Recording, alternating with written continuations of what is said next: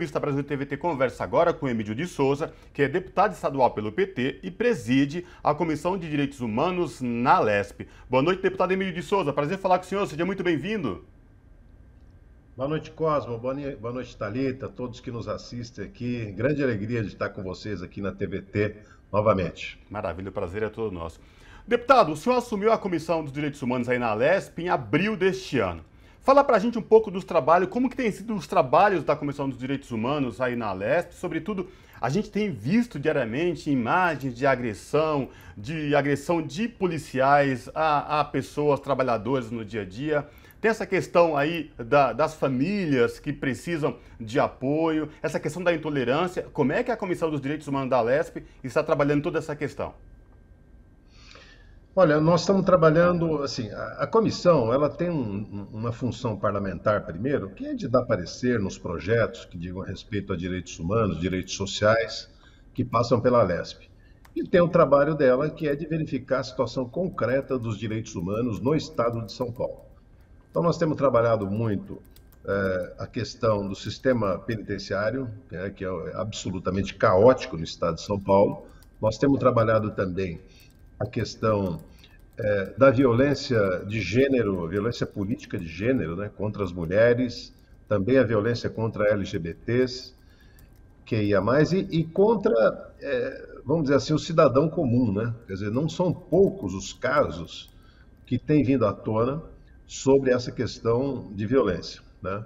Trabalhamos muito para que os policiais de São Paulo fossem obrigados a usar a câmera na farda, exatamente para verificar a atuação deles, como é que anda.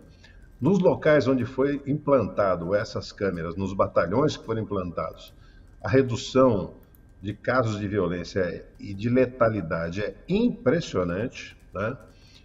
Não é uma queda, é um desabamento dos casos, mostrando que quando você tem os olhos ali de uma câmera, os policiais agem de maneira mais comedida. Mas ainda assim, nos lugares onde não tem essa câmera, você vê que mesmo com câmera, há 2 semanas surgiu o caso de um fuzilamento. O policial fuzilou uma pessoa desarmada dentro de um carro, com câmera filmando, né? Talvez ele tenha esquecido que a câmera estava filmando. E também nós fizemos, agora, mesmo assim, você vê que nos últimos 10 dias, 2 casos abalaram São Paulo pela gravidade da violência gratuita cometida. O caso do policial que prendeu uma pessoa e saiu arrastando com a moto, né? Uma imagem que relembra, assim, Thalita, a escravidão, quando o capitão do mato laçava um escravo que estava fugindo e saía arrastando pela corda, pelo pescoço, né? E o caso que aconteceu anteontem, que é o caso de um PM que espanca gratuitamente uma pessoa, inclusive com um chute no rosto, a pessoa desmaia, ele vira as costas e vai embora. Então, mostra que há muito trabalho a ser feito nessa área e nós vamos continuar. A par disso, nós temos trabalhado também outras questões bastante importantes, né? Fizemos recentemente uma, uma, uma visita, uma audiência pública sobre a Cracolândia, em conjunto com a Comissão de Direitos Humanos da Câmara Municipal, para verificar a situação ali, né, e propor soluções. E também fizemos uma audiência pública recente sobre a situação do prédio do antigo DOI-CODE, né, que é uma luta do movimento de direitos humanos de preservar a memória, né, daquele prédio, daquele período, exatamente para que não se repita mais. Aquele prédio aqui na Rua Tutóia, morreram mais de 50 brasileiros e brasileiras debaixo de tortura. Inclusive casos muito simbólicos, né, como Vladimir Herzog, sabe, como o operário Manuel Fiel Filho, quanto tantos outros ali. E nós estamos pressionando o governo do estado para que ele, o prédio já é tombado, mas que ele transforme aquilo num museu da memória política do país. Aliás, deputado, havia uma expectativa de que o governo do estado apresentasse um parecer sobre esse caso, sobre a transformação do DOI-CODE em patrimônio essa semana. Isso aconteceu ou não? O prazo era hoje, né? Eu não sei ainda se o estado apresentou ou não apresentou, mas era uma ordem judicial. O juiz fez uma audiência, aliás, fez a audiência lá no local, né? Um fato histórico, a audiência feita lá no DOI-CODE, e ele concluiu que o Estado deveria, ele fixou o prazo de 3 meses, que vence hoje, e que ele deveria apresentar nesse período o plano do que fazer com aquele espaço. Até esse momento, não estou dizendo que não apresentou, mas ele não tornou público qualquer plano sobre isso ainda. Deputado, também nos últimos tempos a gente tem percebido algumas atitudes de prefeituras no estado com, digamos, uma espécie de medidas higienistas, como, por exemplo, colocar paralelepípedo embaixo de viadutos, concretos na porta de estabelecimentos públicos. Como que a Comissão dos Direitos Humanos da Alesp está encarando tudo isso? Ou melhor, como que dialoga com as municipalidades para que de fato isso não aconteça? Porque é violência demais para quem está em situação de vulnerabilidade, hein, deputado? Olha, Cosmo, nós temos trabalhado muito em conjunto com outras entidades que trabalham com direitos humanos, né? No caso, a Ouvidoria, o CONDEP, o Ministério Público Estadual, a área de direitos humanos. Temos trabalhado junto com a Comissão de Direitos Humanos da OAB São Paulo e com a Defensoria, enfim. Então, muitos desses casos que você está relatando, nós agimos em conjunto com essas instituições. Um caso específico da cidade de Nova Odessa, onde o prefeito retirou todos os moradores de rua e mandou para outras cidades, ele foi imediatamente... nós acionamos o Ministério Público, né? Eu acionei pela Comissão de Direitos Humanos, exigindo providências, porque ele não tem o direito de fazer isso, né? Essa medida higienista é uma coisa que nós temos que repudiar. Nós não podemos permitir esse tipo de coisa. Isso aqui é histórico no nosso país e, inclusive, aqui na cidade de São Paulo. Você sabe que o bairro de Higienópolis, por exemplo, ele foi criado com esse objetivo, porque se achava que o centro da cidade estava sujo, estava contaminado com muita gente, e criou-se ali um bairro chamado Higienópolis, que é exatamente o sentido da higiene. Quer dizer, não só eles praticaram, como eles deixaram muito claro qual era o objetivo deles, né? Então, são casos também que nós temos acompanhado de muito perto, sabe, para não permitir que isso se torne política, se repita com frequência no nosso estado. Deputado, essa semana nós celebramos o Dia dos Direitos Humanos, né? Um dia, eu acho que mais de fazer reflexão, de pensar quais os caminhos que a gente está tomando em relação a essa defesa dos direitos humanos e aos ataques que a gente vem sofrendo em relação a esses direitos, ainda mais nesse governo que a gente vive agora nesse momento. Eu queria que você falasse sobre esse tema, deixasse um recado aqui para a gente em relação à importância da defesa dos direitos humanos aqui no nosso país. Olha, na verdade, Thalita, direitos humanos foi um conceito que no Brasil foi explorado de maneira muito negativa pela mídia sensacionalista, sabe, por programas de rádio policiais que transformaram essa questão da bandeira dos humanos tão importante no mundo inteiro, aqui eles reduziram a uma coisa: quem defende direitos humanos defende direito de bandido, que é uma bobagem. Isso é uma agressão gratuita e é uma mentira, né? Na verdade, direitos humanos é o direito à dignidade da pessoa humana, é o direito da pessoa viver, sabe, com dignidade, com acesso à saúde, educação, a emprego, né, debaixo de um sistema legal, com democracia, que ele não seja submetido a tratamento desumano ou cruel, né, que as prisões, inclusive, sejam efetuadas, quando é o caso, depois de um processo legal, de um processo contraditório, com ampla defesa. Então, isso é direitos humanos, é o direito, primeiro, da pessoa viver com dignidade, viver plenamente.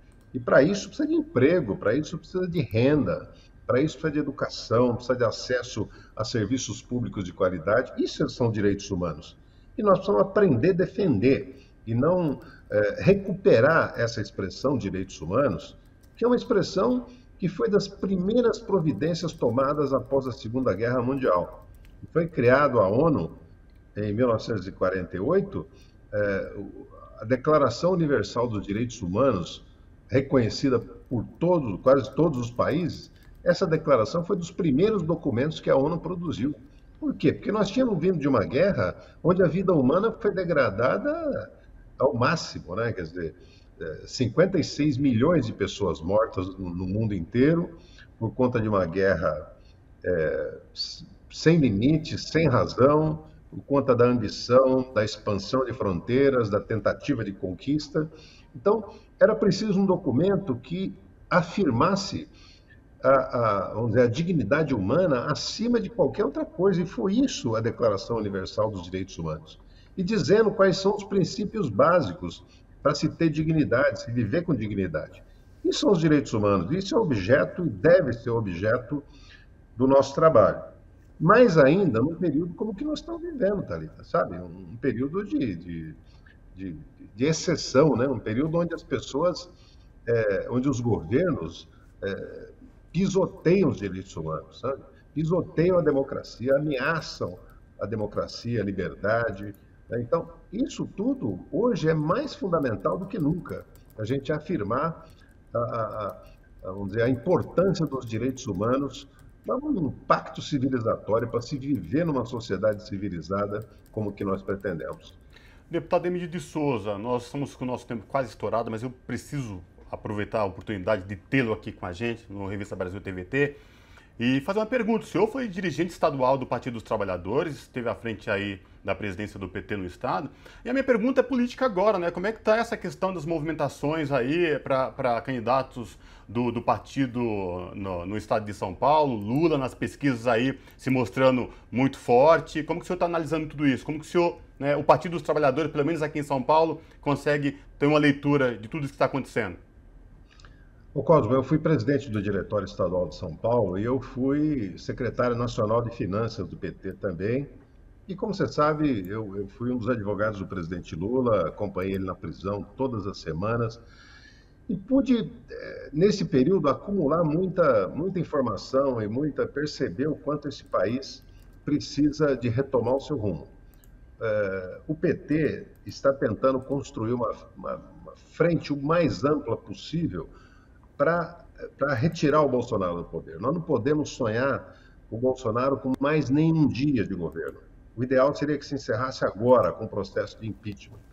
Mas com o Congresso Nacional que nós temos aí, é muito difícil que isso aconteça. Então nós estamos preparando um processo eleitoral, tirá-lo nas urnas de maneira legítima, né?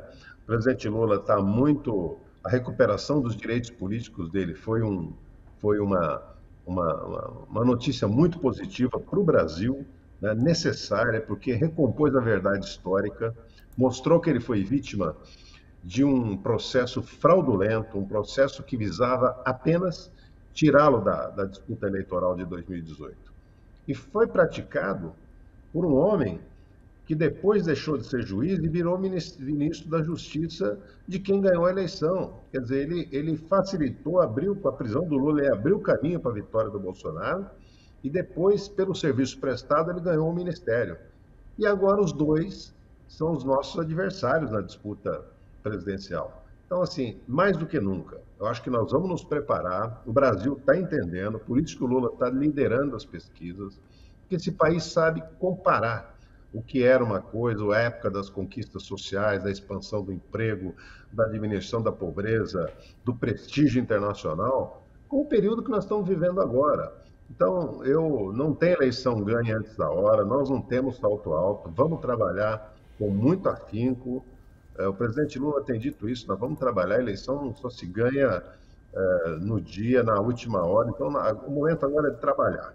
Mas o fato é o seguinte, ele está muito animado, todos nós estamos animados, Fernando Haddad está animado para a gente fazer do ano que vem um ano de vitória, não nossa, não apenas partidária, mas vitória do povo brasileiro, vitória da democracia, vitória da cidadania e vitória do pacto civilizatório. Nós não podemos aprofundar o país nesse mar de ódio que o Bolsonaro nos mergulhou. Deputado Emídio de Souza, presidente da Comissão de Direitos Humanos da Assembleia Legislativa de São Paulo. Deputado, muito obrigada pela conversa aqui no Brasil TVT. Até uma próxima. Muito obrigado a vocês, parabéns pelo programa e até a próxima. Abraço, até a próxima. Abraço.